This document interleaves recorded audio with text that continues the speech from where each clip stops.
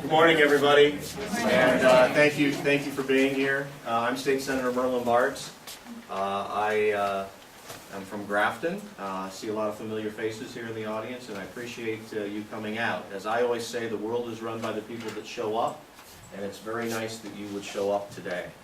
I have the pleasure today to introduce a friend and a colleague of mine. But I want to spend this opportunity to roast him just a little bit. I first met Congressman King before he held any elective office in the summer of 1996. He had just won a Republican primary over in western Iowa, and I was serving in the state senate at that time. And our leadership team said, you need to go over and get kind of a campaign update from Steve King and see what he's doing and what's he up to. You know, box his ears a little bit and tell him what he has to do the right thing. There was two things that I immediately noticed about Steve King. The first is that his work ethic is tremendous. He is willing to go the extra mile to do the things that need to be done.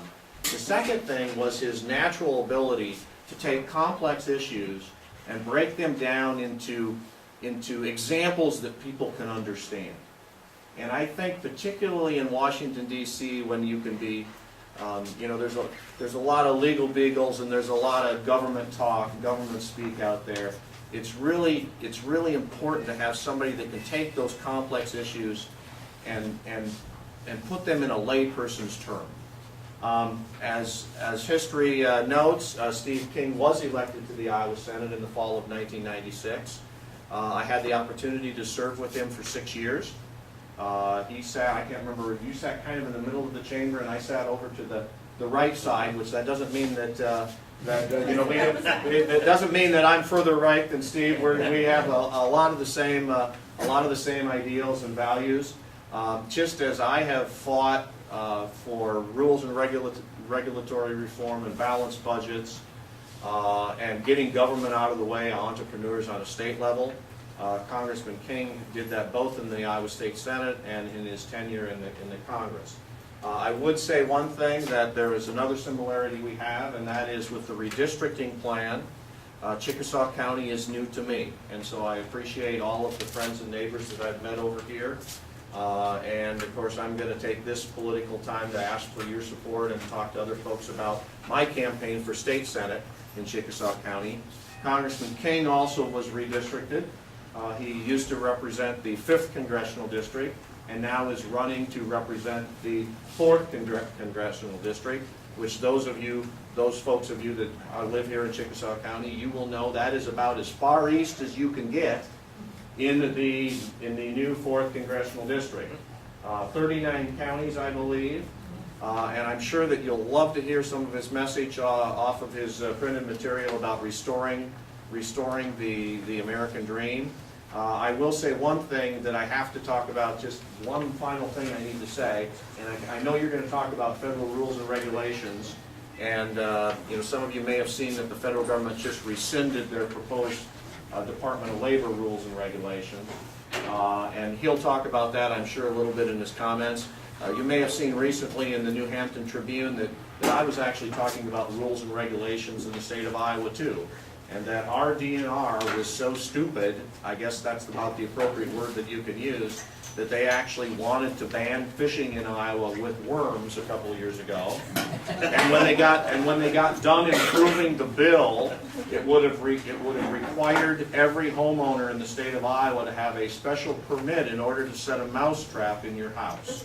So, I mean, we need to get control of the federal government, we need to get control of the state government, and my friend and colleague, Congressman King, I think will certainly be able to do that. And please welcome to New Hampton, Congressman Steve King.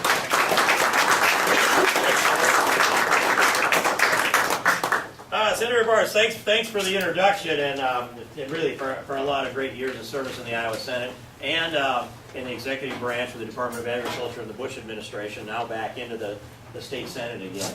And I want to do all I can to help Merlin Bartz get reelected in this new redistricting that we have. Yeah, I'm a little ways away from the home territory here, about as I said, about as far away as you can get. And the Chickasaw County is the furthest, most easterly county of these new 39 counties that we have. Right now I represent the western third of the state, the 32 counties in western Iowa, bordered on the north by Minnesota and the south by Missouri. And it's kind of a rectangular. It's got, but it goes 5 counties wide in the south across east of I-35. But I was standing there in Dickinson County up by Okoboji in that primary time when that district was drawn. And there was a lady there that said, well, where do you live? And there was a map of the district. It was actually was a Farm Bureau meeting too. And so I put a little X on the map where I lived, and she said, well, that's about in the middle, isn't it? And, well, it looks like it. And oddly, I went home and I got out one of those big DOT maps to scale, and I got my nice straight edge, my steel yardstick, and laid that on in there. And I drew an X across that district from corner to corner, like you'd find the center of a rectangle. And the center of that X turns out to be the southeast corner of Section 28, Wheeler Township, Sac County, Iowa. I think you could hang a plumb bob down from there right down my chimney, or I could say it's Maryland's kitchen. We live in the middle of that district, and there's only one place like that. And so I told my opponents that's Providence, and whatever you do, you can't beat Providence. And so I got by with that, and so here we are with a new redistricting plan. And I can say at this is that I was born in this district. I didn't have to move here. I was born here. So were both of my parents. So were all of our children. So are all of our grandchildren. Born in this district, we live in this district, we're invested in this district, 4 generations of us. And but I wanted to, before I flow into that, I wanted to say with regard to Merlin's comment about and really an ability to take these complex issues and boil them down to the ways that they make sense. It reminded me of, in my little town of, we live outside of Chiron, it's 270 people. And it's it started out a Swedish Baptist community, which is unusual in itself, and just a lot of neat personalities in there. The Sandberg brothers have run a repair shop in there for about, I suppose 40 years or so, and they have a sign up. They'll fix anything that comes in, and they're just pretty creative guys. And this sign says, "Complicated, difficult, technical tasks are our specialty. Simple jobs are beyond our comprehension." And sometimes there's I would quote another individual. I think they got it right, and it's Tom Cole of Oklahoma. It's Congressman Tom Cole, and he's a stellar member of Congress. And he has said a number of times. The first time I heard, I wrote it down. He said, "We deal with a lot of highly intelligent people in Congress, and highly intelligent people will always overcomplicate things. If they didn't, there wouldn't be any particular advantage to being highly intelligent." And life really isn't that complicated if we boil it down to the simple solutions to complex problems. Our founding fathers laid them out for us. They laid them out in the Constitution, and the pillars of American exceptionalism are defined there in the Constitution. It's clear to me. And you can go especially through the Bill of Rights, freedom of speech and religion and the press and assembly, the right to keep and bear arms, property rights, no double jeopardy, be tried by a jury of your peers, innocent until proven guilty, states' rights, individual rights that are reserved for the people, for the states or the people respectively. All of those, if you take any part of that out, we wouldn't be the America we are today. You think of the vision that went into that, and that we could not have become this great nation that we are. And I would add to that free enterprise capitalism. And there's an argument going on in America about how we ought to run our economy. What is this economy run by? A government decision in the White House? Is it run by the ghost of John Maynard Keynes, the Keynesian economist on steroids that is our president, that believes that Roosevelt lost his nerve and should have spent a lot more money in the 30s, and then we would have actually come out of the Depression instead of the World War II being the component that he credits with being the greatest stimulus plan ever? There is an argument for that. It's a nasty time in history, but through that all flowed through. But I believe this, that we have to have a balanced budget. We need to live within our constitutional means. We need a smaller federal government that's less intrusive. these decisions that get made, many decisions are made in Washington that can be better made by people like Merlin Bartz in the state legislature, and there's decisions the state legislature makes that can be better made by county supervisors, school board members, or city council. It's the principle in the Catholic Church of subsidiarity. The closer you can get to the individual that needs the help or the assistance or the aid, the better the help is, the more effective it is, and always, and the more efficient it is. And Washington's got the idea that they can reach into every aspect of our lives. I had not heard that about banning fishing with worms. Was that a PETA initiative, or what was that? Does that cause pain and suffering to the worm? And I've got to be careful I don't grow off onto the nanny state here, but really what I intended to do when I listened to Merlin's introduction, I'd like to just make a little introduction of myself too, and that is what is my background? When I want to know about somebody, I'd say, where did you grow up? What do your parents do? Where did you go to school? What do you do for a living? Where do you go to church, if I want to be even a little more nosy on that? And people pretty well generally know what that is about me, but if you go back to this, my father was a manager of the state police radio stations around the state, and we moved from, I was born in Storm Lake, and from there we moved up to Goodell, and he managed the station in Belmont, and from there we went down to Denison, and from Denison we went back to Storm Lake. That's the cycle. I was steeped in the Constitution and the rule of law by a father who was committed to law enforcement, and a Navy veteran in World War II. And then Mom was stay-at-home mom, did everything as perfectly as she could, and did a great job with all of my brothers and sisters. I make no claim about me. And then went to college. I was high school at Denison, college at Northwest Missouri State. I found myself working construction in the summertime, and I just stayed there. And over time, Marilyn and I got married in '72, and I decided that we were creating this negative net worth, and the direction we were going wasn't going to change unless I did something differently. And so I started a business, and I went and I convinced a banker that he should loan me 100% to buy an old beaten up bulldozer. And I drug that home, welded on it for 2 weeks, put it out to work, and before I had made before I'd made my first $100, the engine blew up. And so I stripped it all down. I had to drag it home and put it out. I didn't have a shop, just out in the yard. I had a little rock to park it on. And it rained and the water ran down, and it stood about ankle deep underneath that machine. And I'm in there tearing the engine down, putting it back together. Marilyn's out there standing on the tracks with a 7-foot cheater pipe, 4.5 months pregnant, torching the head bolts on a D7.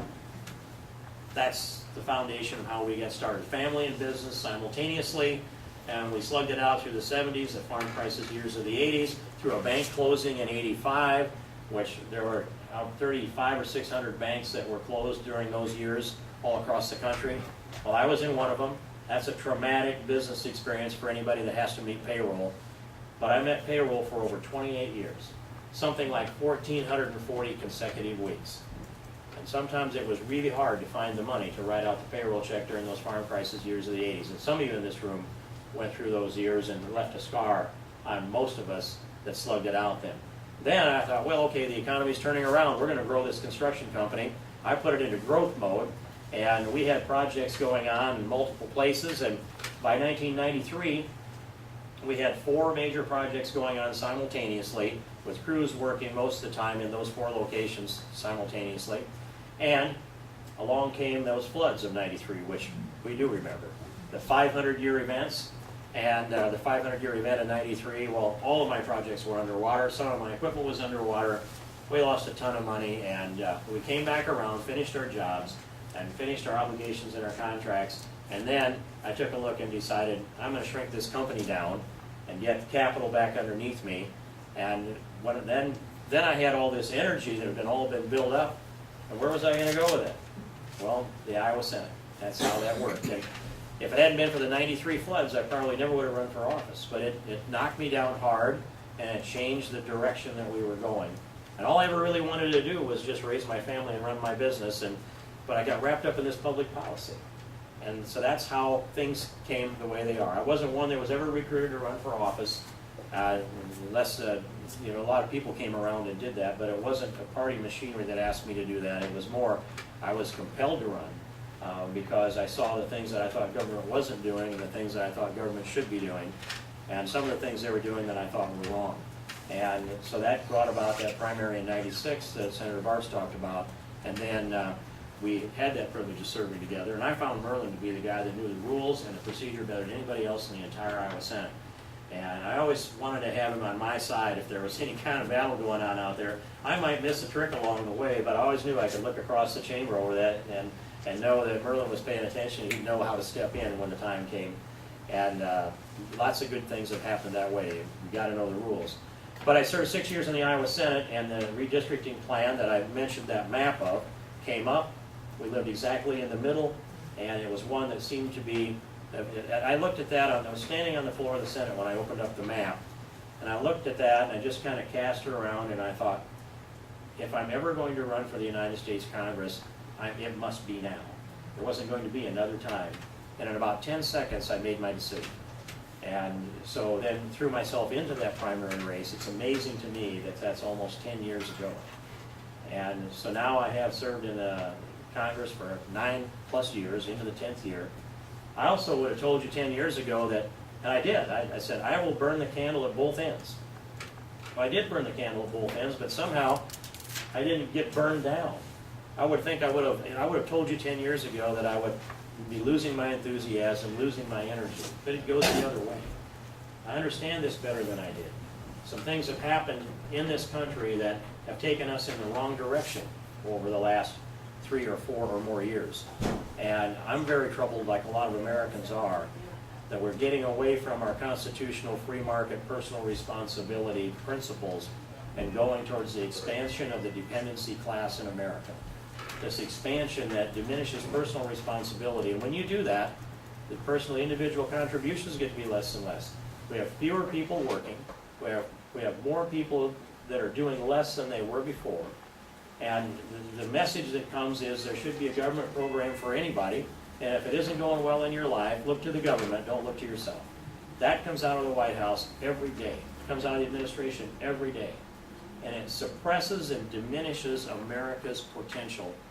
Every time there's an individual that decides that some combination of the 72 different means-tested welfare programs will work for them, and they decide not to get a job or not to start a business, not to contribute to the economy, there's an opportunity that would have grown our gross domestic product that has been taken away by the dependency offer of the federal government worked through the state programs in many cases.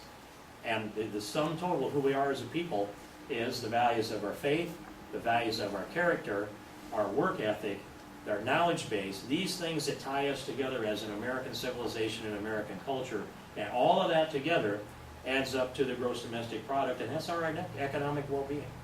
And so I brought a 4-point plan to this city and carrying it across this district to be able to lay it out very clearly on where I believe we need to go. Job number 1 is the full 100% repeal of Obamacare. It is the largest expansion of government that I know of in history. It swallows up about 17% of our economy.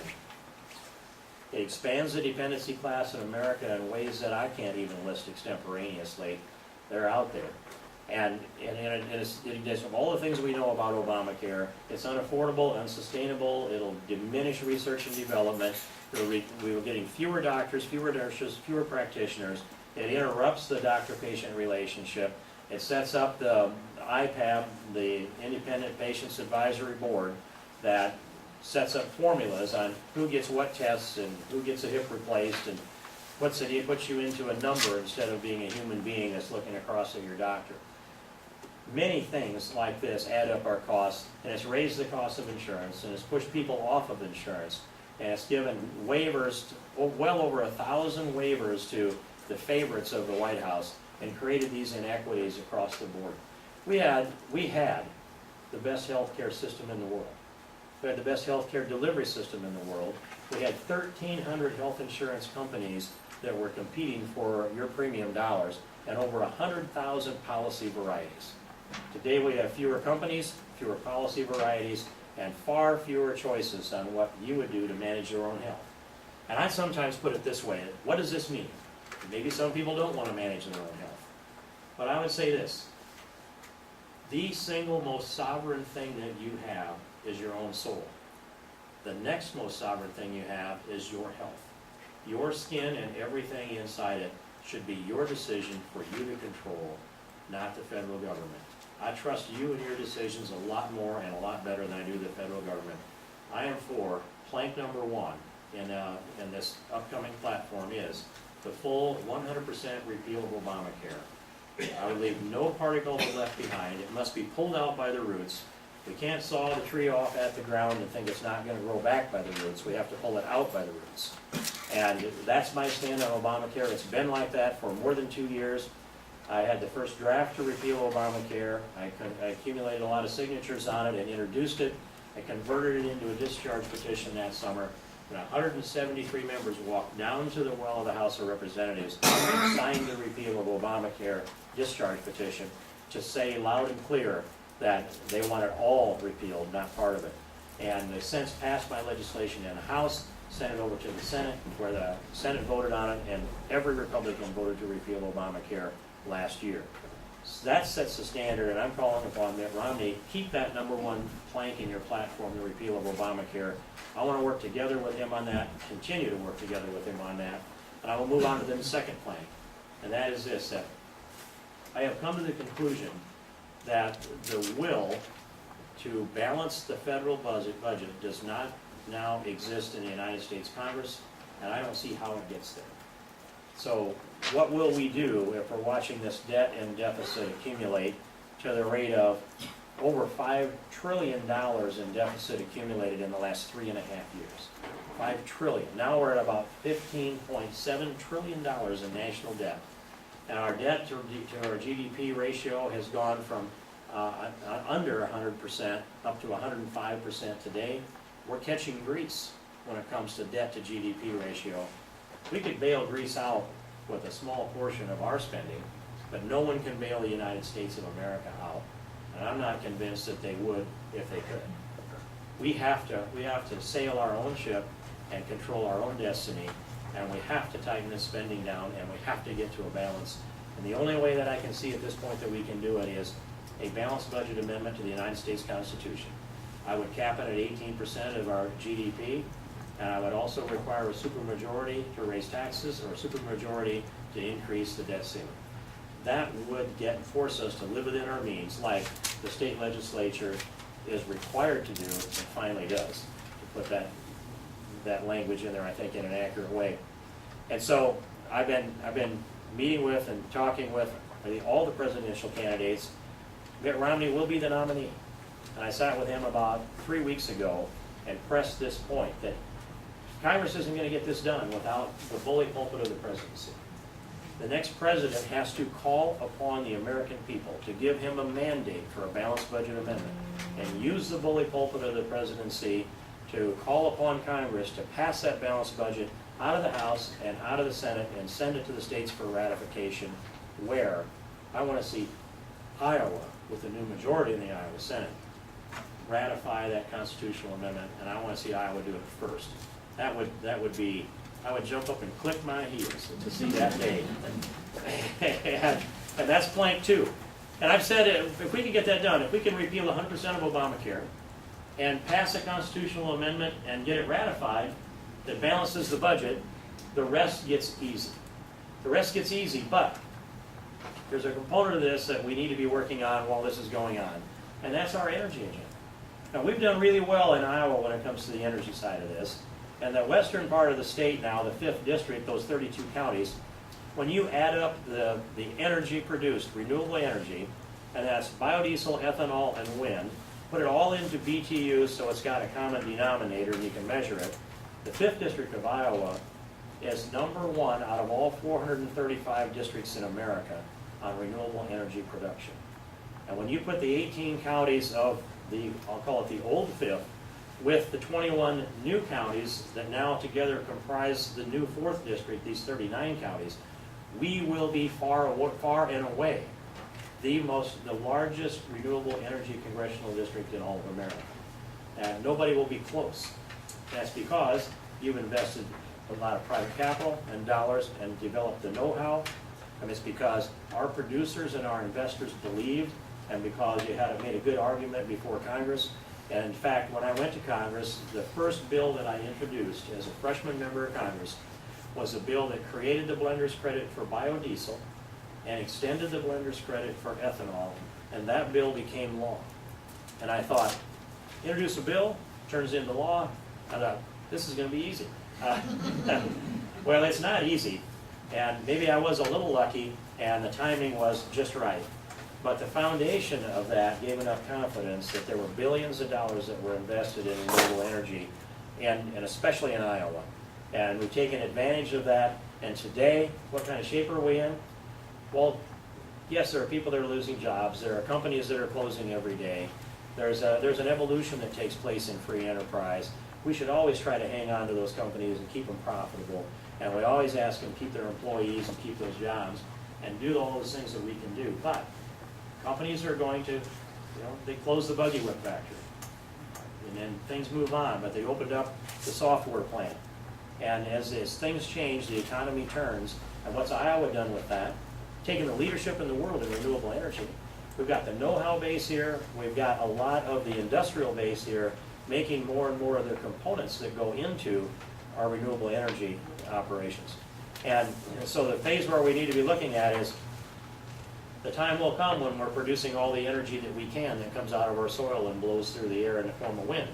But I don't think the time will ever come that we're done exporting our knowledge base and our industrial base and our products that we make here. We need to keep this knowledge base and the production base here. Keep it here in Iowa, keep it in northern Iowa, keep it in this area where we are #1 in renewable energies. If we do that, if our colleges train, and especially our community colleges do the technical training necessary, and if we can get our factories to come in here and continue to build those products, we will be able to do with renewable energy what Texas has done with oil. It wasn't just pumping oil out of Texas, it was the know-how to develop it that causes them to continue to be a prosperous state. They still have oil there, but they make a lot of money with the expertise and the industrial base that's there that supports the oil industry in a lot of places outside of Texas. We are doing that now with renewable energy. That will grow a lot more. We need to accelerate that. But I wanted to just say a few things about, I'm for all renewable energy, but I'm for all energy all the time. I don't say that it's just renewable. I have long said, grow the size of the energy pie.